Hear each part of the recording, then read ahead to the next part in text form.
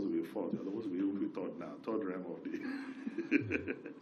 Thank you very much for every one of you, the print, the electronic, social media here. I'm here to address us once again in the course of our state history, Kogi State. And today I will be discussing what I have christened or titled, Why I Will Not Go to Tribunal. That is the heading. And the subheading is INEC and Judiciary, the biggest threat to democracy in Nigeria. INEC and Judiciary, the biggest threat to democracy in Nigeria.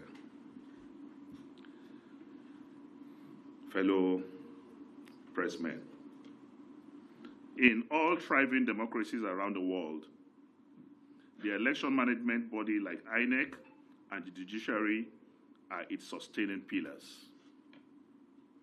The constitutional duty of INEC is to conduct periodic, free, fair, and credible elections and declare the popular will of the people as expressed through the ballot, but at moments, election results are not written and prepared before election day. Sorry, I take that again. The constitutional duty of INEC is to conduct periodic, free, fair, and credible elections and declare popular will of the people as expressed through the ballot. But at the moment, election results are now written and prepared before election day under Professor Mahmood Yakubu. The judiciary is supposed to be the last line of defense of democracy and the rule of law. But the tragedy today is that the judiciary over the years have not lived up to the expectation fully on matters of electoral justice. Worse still, it has now been captured by APC, and it's now the weakest link for the subversion of democracy in Nigeria.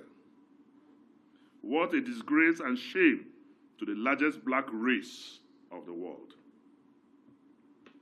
A democracy without a rule of law and a courageous judiciary has in it an inner virus that will lead to its destruction. The common saying that judiciary is the last hope of aggrieved citizens is now an empty slogan, because the judiciary is truly now the lost hope of the people of Nigeria. That is why I, Dino Melaye, will not dignify a captured judiciary that is now a department of APC by filing a petition over Kogi State's governorship elections that majority of the results were pre-written before the election day by INEC officials. Under the most corrupt chairman, Professor Mahmood Yakubu, the most pernicious, odious vermin that ever presided over election management body in Nigeria. I repeat, Mahmood Yakubu is the most pernicious, odious vermin that ever presided over the election management body in Nigeria, INEC. Why should any responsible Nigerian go to the tribunal when APC has captured the judiciary and their members, that's APC members, openly boast at rallies about their control of a corrupt judiciary of cash and carry? Why should other political parties and Nigerians participate in future elections with the conclusion of grip and total control of INEC through the appointment of APC card-carrying members as commissioners into INEC, who will recruit ad hoc staff, APC supporters, as pools officials? All recognized individuals of proven integrity from south and northern parts of this country, applauded by Nigerians for their commitment to credible elections as commissioners, have all been eased out of INEC. The way the so-called State Independent Electoral Commission, SIEC, is constituted by governors with party members and supporters is what is happening now. So that means what is happening in SIEC is exactly what is now happening with INEC at the national level. It's constituted by governors with party members and supporters is what is being replicated by this administration with INEC at the federal level. No more elections like local governments, but pure writing of results before elections as done in Kogi and Imo states. A typical example is what I will show you now. This is certified true copies. So when SDP was shouting all over the air that they need INEC and they need the tribunal to give them order for INEC to release documents to them, we got these documents last week. And they are certified true copies by INEC. This is the certified true copy of the Kogi State's election on the 11th of November. This is certified true copies of the presidential election in February. What I want to do here is that we have certified true copies of all the documents, including the registered the voters register, all certified by INEC, and these documents are available with us. I want to say that voters registration ended in November last year, 2022. That means from November last year, there is no voter registration. This is certified true copy from INEC of the results of the presidential and National Assembly elections in February this year. As at that time, number of registered voters on these certified true copies showed that in Adavi local government, 114,046 registered voters. Showed that in Ajakuta local government, 84,614. Showed that in Okene local government, 140,452. That's the registered voters as at February, as imputed on this certified true copy of INEC results for the February election. But in the certified true copy for the November election, you will note that registration of voters stopped in November 2022. So what we were given in February 2023 on this certified true INEC document is what I read. But on the same INEC certified results of the 2023 November 11 governorship election, the number changed when voters' registration already ended last year. On the face of this document now, for the November 11th election, you remember I said it was 114,046 for Adavi, but in this document, it's now 114,663 inflated. In Ajakuta local government, for example, in February, voters' registration was 84,614, while in the November election is 96,504, an increase of over 8,000. In Okehi local government, the same thing. In Okene local government, it was 140,452 in February. But in November election, Okene was inflated to 151,242, an inflated number of 110,987, and this was done in 17 local governments. So the question is, if voters' registration ended November last year, and the February result showed the number of registered voters as at February this year, where did the additional figures inflated in November came from? After all, there's been no voters' registration since November last year.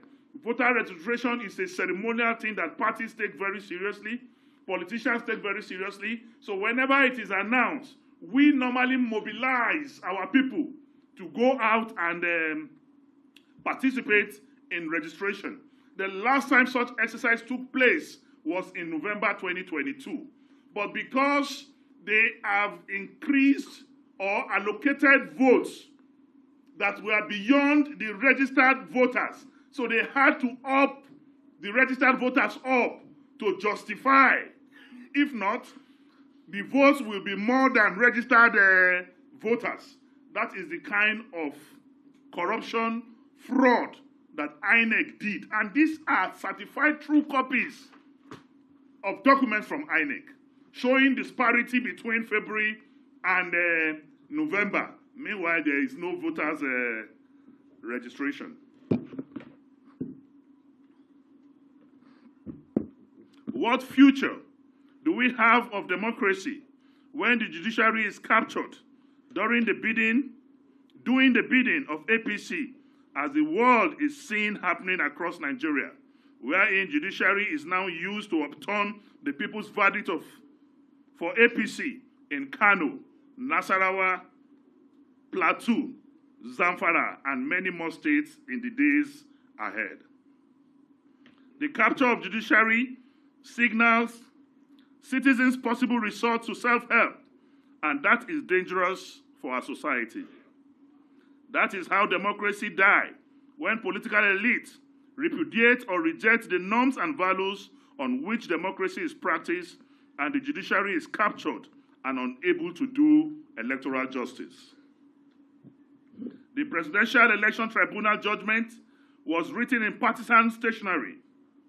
The CTC of Kano gubernatorial appeal significantly differed in the whole section from verbal judgment delivered by the Court of Appeal.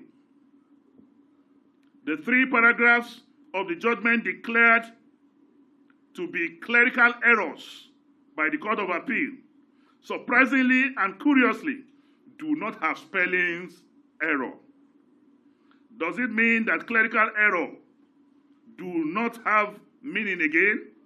Because if you say something is a clerical error, and in the 3 paragraphs, no single spelling error, as the definition for clerical errors changed, we all know that it is easier to recite after taught judgments than to rewrite well-considered written judgments.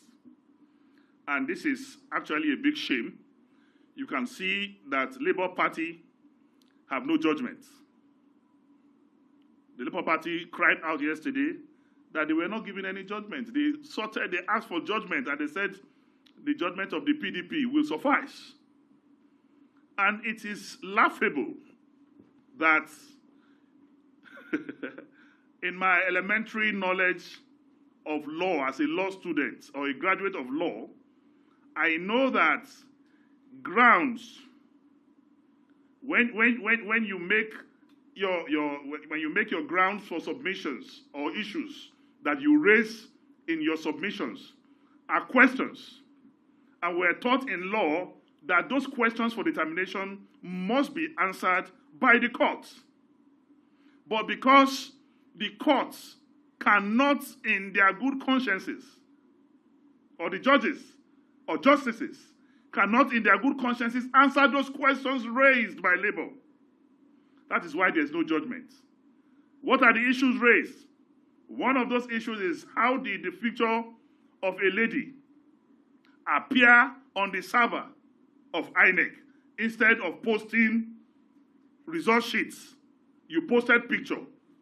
It's a question for determination. And that question has not been answered. And it is a norm, it is a practice, a convention, that questions for determinations, issues raised, must be answered. But because they don't want to answer it, and they know what the implication of answering it, there is no judgment for Labour Party. We all knew that Labour Party is a different party in that matter. PDP is a different party. And the court, throughout the sitting at the Supreme Court, did not consolidate the cases of PDP and Labour Party. And where these cases were not consolidated, how can they have the same judgment? That is one of the fundamental reasons why I would say I have lost complete confidence in the judiciary in Nigeria. In sum, we can say that our country and democracy is at its most vulnerable point of decay as a result of institutional capture. Today, nowhere to turn to by citizens for sanity. Judiciary has become an extended section of a political party, doing its bidding and delivering predetermined judgments. The fingers of providence will continue to write its verdict on the walls of our judiciary as the biggest threat to the survival of democracy in Nigeria. We are at terrible situations that led St. Augustine to declare that a country is nothing but a band of rogues without the rule of law. The judiciary has lent itself to APC capture, and it has become the instrument of partisanship. INEC and judiciary in particular have betrayed Nigerians and dashed their hopes and aspirations of democratic ideals through judicial sabotage. We can all now see what the scholar Montesquieu meant when he warned that there is no greater tyranny than a tyranny that is perpetrated under the shield of the law in the name of justice. Conclusion. Fellow Nigerians and gentlemen of the press, in the light of the foregoing, I, Senator Dino Melaye, have decided in good conscience not to submit myself to the judiciary that has become an instrument of political tyranny.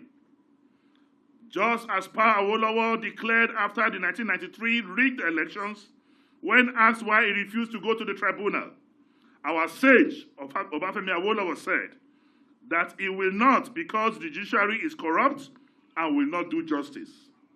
I will not go to court because justice has been murdered by the judiciary in Nigeria. I repeat, I will not go to court because justice has been murdered by the judiciary in Nigeria. Finally, may I use the opportunity to call on all opposition parties in Nigeria to forthwith boycott all future elections unless and until the current INEC constituted by APC members is dissolved and a new set of non-partisan chairmen and commissioners are appointed into INEC.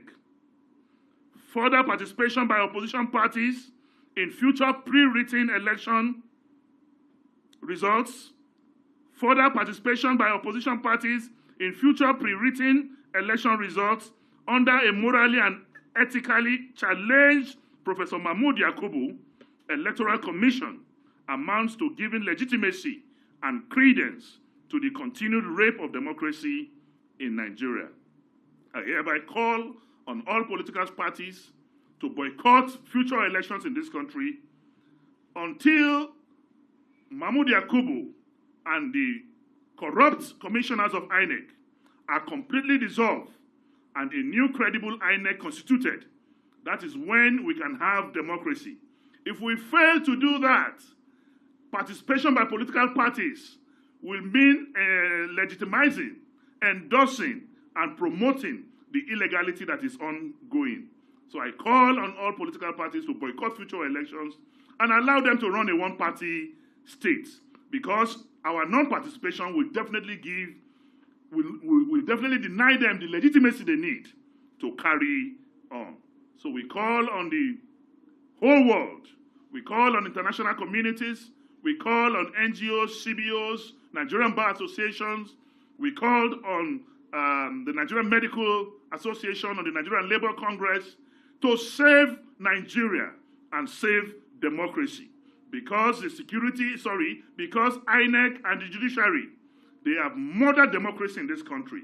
They have become appendages of APC, and results are written even before elections. The National Assembly will have to stop keeping silent in this very satanic issue. The battle to salvage our country from these economic cankerworms and financial scavengers is a battle of no retreat, no surrender. We will continue to speak. We will continue to protect our democracy by asking for the right thing